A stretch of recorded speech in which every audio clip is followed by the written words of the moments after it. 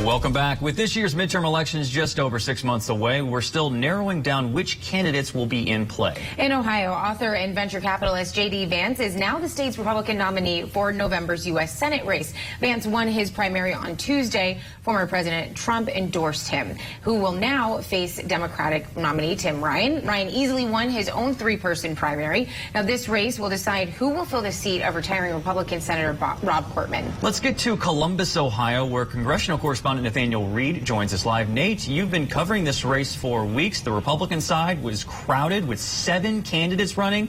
When did it become clear J.D. Vance was poised to win? Good morning, Jay and Alex. Well, there was a massive polling shift in this race just a couple of weeks ago, right after J.D. Vance got the endorsement of former President Donald Trump. That was a deciding moment for him in this race. He was not an early leader. In fact, he was toward the back of the pack in terms of polling. It wasn't until President Trump's endorsement came that he became the de facto frontrunner in this race, and that was reflected in some of the final polls toward the end there. Now, this was an uphill battle for him for several reasons. For one, he was somewhat of the outsider candidate. He ran that way. And the other issue for him was he'd made comments in the past that were negative about President Trump.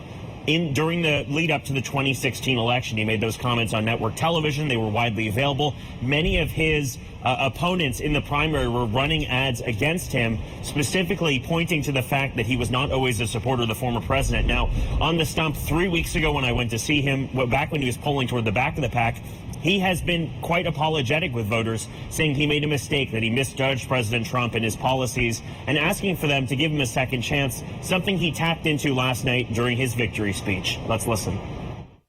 This campaign, I really think, was a referendum on what kind of a Republican Party we want and what kind of a country we want. We went to battle. But what I love about this country, ladies and gentlemen, is it's not just for the families who've done everything right.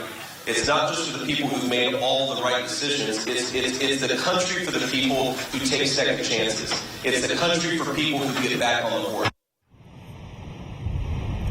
And once he surged to the front of the polls, things really turned around for him. Now, there was somewhat of a tough battle with another Republican in this race, Matt Dolan, who had been running a decidedly un-Trumpian campaign, specifically running on his record as an Ohio state senator, not looking for President Trump's endorsement.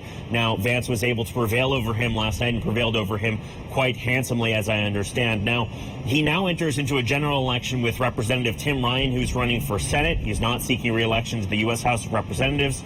Now, Tim Ryan almost immediately last night came out of the gate with an attack ad against Vance, painting him as someone who's a venture capitalist, out of touch with Ohio voters, and that's more of what we're going to see throughout this race. Now, I cannot overstate the importance of this race here in Ohio. The pathway to the U.S. Senate majority for Democrats or for Republicans could lead through here in the Buckeye State. Democrats are defending several seats this cycle, and it's going to be important for them to either pick up a seat here with retiring Senator Rob Portman, who's a Republican, or important for the Republicans to hold this seat, keep this seat in Republican hands to make sure they can take back the 51 votes you need to have, the 50 votes, you need to have a majority in the U.S. Senate. So it's a hotly contested race. Tim Ryan already announced he has 5 events on the calendar today, so the general election starts now.